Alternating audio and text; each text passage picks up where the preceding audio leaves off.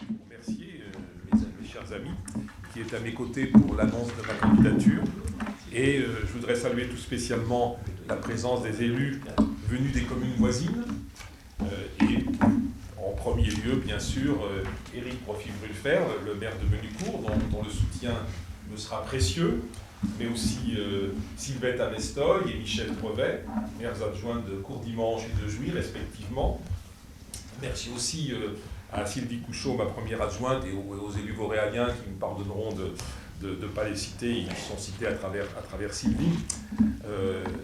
Et puis merci à tous ceux qui, d'ores et déjà, ont commencé à s'investir pour préparer cette campagne qu'on va démarrer au début du mois de mars. Et puis merci bien sûr aussi aux journalistes qui ont répondu à notre invitation. J'ai choisi de vous réunir à Vauréal pour annoncer officiellement ma candidature.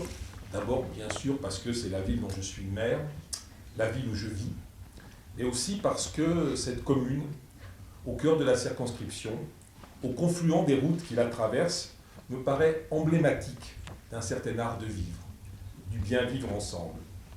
Et c'est une chose qui ne va pas de soi dans ce pays où depuis 5 ans, ceux qui nous gouvernent s'emploient à opposer les Français les uns aux autres, dans le vain espoir, j'imagine, de faire oublier leur bilan, de faire oublier qu'un libéralisme sans frein, le leur, et une finance sans morale sont les premiers responsables de la crise que nous traversons.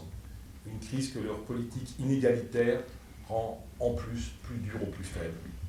Car la crise, évidemment, n'est pas la même pour les amis du Fouquet's et les gens ordinaires. Les uns s'enrichissent chaque jour un peu plus, pendant que la majorité de nos concitoyens vivent de plus en plus difficilement, ne peuvent même pas toujours se loger décemment. Ces gens-là ne connaissent pas le sens du mot partage. Les uns ont accumulé des fortunes personnelles tellement gigantesques qu'on se demande ce qu'ils peuvent bien en faire et à quoi elles peuvent bien leur servir. Leurs amis au pouvoir ont accumulé, eux, des dettes publiques colossales qu'ils rêvent certainement de faire payer comme en Grèce en ponctionnant un peu plus ceux qui déjà n'ont pas grand-chose. J'ai envie de vous dire que ces gens-là sont pareils aux dirigeants de l'Ancien Régime à la veille de la Révolution qui ne songeaient qu'à une chose, à conforter leurs privilèges. C'est pour lutter contre ce monde de l'égoïsme et du cynisme que je suis candidat, pour porter la voix de ceux qui disent qu'un autre chemin existe, qu'un autre modèle de développement est possible, un modèle plus respectueux de la planète et de tous ceux qui y vivent, plus économe de ses ressources, plus enclin à les partager équitablement, un modèle où la richesse ne se mesure pas à l'argent roi, où la réussite ne se mesure pas à la possession d'une Rolex ou de je ne sais quel bien matériel. Parce qu'il y a tellement d'autres choses bien plus intéressantes dans la vie, dans les relations entre les êtres, dans les échanges désintéressés, à partir du moment où chacun est assuré d'avoir assez pour vivre.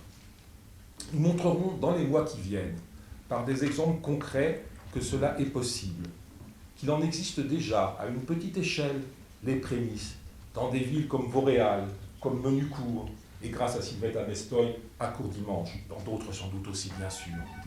Je montrerai, chiffres à l'appui, ils viennent d'être publiés, comment une politique basée sur la prévention, le respect mutuel entre les communautés, les générations, les religions, permet non seulement de mieux vivre ensemble, mais finit aussi par réduire la délinquance, tout le contraire de ce qui est fait au niveau national. Je montrerai qu'une autre politique de la ville est possible, qu'il est possible de répondre aux besoins de logement en construisant autre chose que des tours et des bars avec des grandes surfaces en périphérie ou des magasins qui s'entassent le long de routes embouteillées.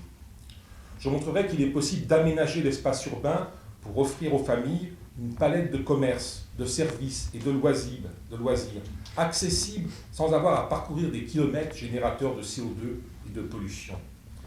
J'affirme que tout cela et bien d'autres choses encore qui rendent la vie meilleure peuvent être transposées à l'échelle du pays si les Français font le bon choix, celui de l'écologie. Je dirais à mes concitoyens qu'un autre monde est possible, que le temps est venu de tourner le dos aux énergies fossiles qui ont fondé la deuxième révolution industrielle et qui sont maintenant devenues hors de prix avec l'entrée de l'Inde et la Chine dans la compétition. Je leur dirais qu'il est urgent d'enclencher en France et en Europe la troisième révolution industrielle, porteuse de création de millions d'emplois. Une révolution fondée sur les énergies qui sont partout, celles du soleil, du vent, celles qui peuvent naître de la transformation de nos déchets, celle qui peut être produite partout, sur chaque maison, chaque bâtiment, par tous et chacun, celles qui pourront demain, si nous construisons ce monde, être échangées entre tous, comme déjà l'information circule entre tous grâce à Internet, car cette troisième révolution commence déjà à s'enclencher. Le monde dans lequel on vit, le monde de l'Internet, le monde du savoir partagé, c'est déjà un monde qui n'a plus grand-chose à voir avec le monde hyper centralisé qui fonctionnait de haut en bas et qui a permis la deuxième révolution industrielle. Je dirais donc à mes concitoyens qu'il n'est pas de fatalité du déclin, pas plus qu'il n'y a de citoyens prédestinés à être députés ou de présidents indéboulonnables. Bon, je n'ignore pas aujourd'hui évidemment que la priorité pour beaucoup est précisément de mettre fin au système sarkozyste et que notre candidate, dans ce contexte, peine à faire entendre sa voix, on ne va pas mentir, qu'elle peine à faire connaître notre projet. Ce qui est perçu comme le vote utile polarise les électeurs de la présidentielle sur le candidat le mieux placé pour l'emporter face au sortant. Ce n'est pas nouveau, on a toujours connu ça. Mais précisément, une fois François Hollande élu, ce qui est bien évidemment ce que je souhaite, le vote utile pourrait bien changer de nature. Donner une majorité au président, il le faudra bien sûr, mais on marche mieux sur deux jambes que sur une. Pourquoi les électeurs libérés du sarkozysme et de ses méfaits n'exprimeraient-ils pas, à l'intérieur de la nouvelle majorité présidentielle, ce qu'est leur préférence entre les composants de cette majorité, celles dont ils se sentent les plus proches, et aussi, pourquoi ne feraient-ils pas leur choix entre les hommes qu'ils connaissent, pourquoi ne choisiraient-ils pas celui ou celle qui leur ressemble? C'est ce que beaucoup me disent. C'est ce que je crois, plus peut-être qu'on pense, feront. C'est en tout cas l'alternative que je veux offrir. Un mot donc de moi pour terminer, si vous le voulez bien. J'ai fait à 25 ans le choix du Val d'Oise, le choix de venir travailler et vivre dans cette vallée de l'Oise qui allie les charmes de la ville à ceux de la campagne et des forêts toutes proches. Et si je dis ça, c'est pas juste un cliché, c'est parce que c'est pour ça que j'ai fait ce choix-là.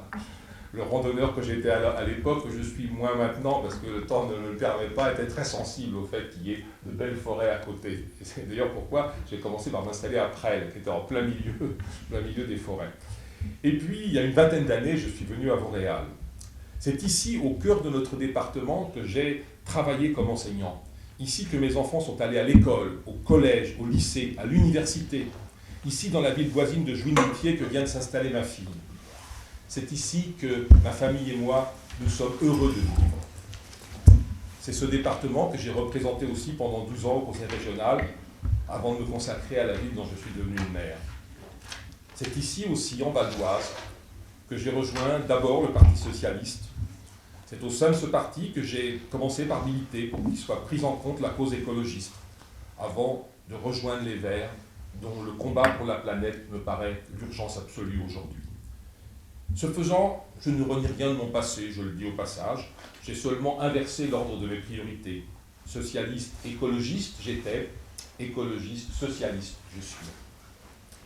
Aux élections législatives de juin, je veux donc proposer aux électeurs progressistes de Cergy, de Jouy, de Vauréal, d'Ony, de Courdimanche, de Menucourt, de Boissy-l'Aillerie, de Boisemont et de Puiseux, je pense ne pas en avoir oublié, elles sont dans l'ordre de taille, ça ne vous a pas échappé pour ne blesser personne.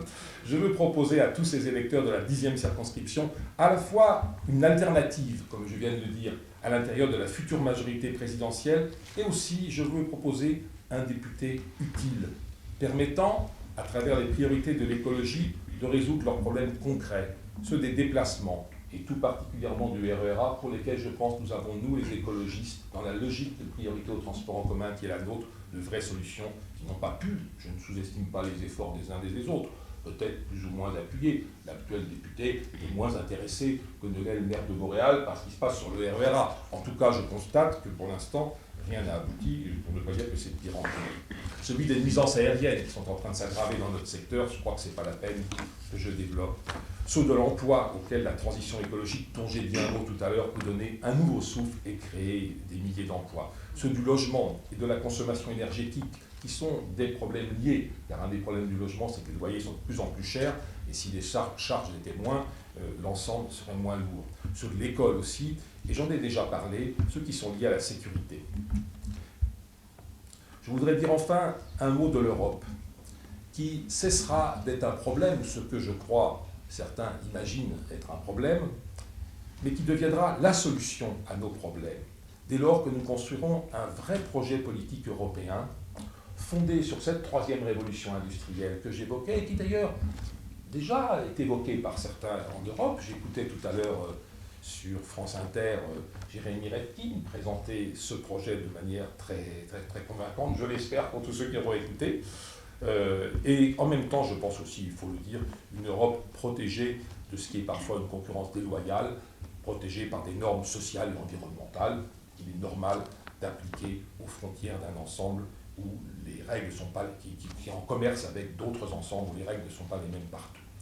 Tout cela, nous allons le montrer dans les mois qui viennent, et pour cela, j'ai besoin de vous, vous qui partagez avec moi ces valeurs et ce projet, et puis vous aussi, les femmes et les hommes des médias, qui pouvez nous aider à le faire connaître, comme je le disais tout à l'heure, France Inter s'est employé dans l'heure qui vient de s'écouler de le faire. Voilà, encore une fois, je vous remercie de votre présence.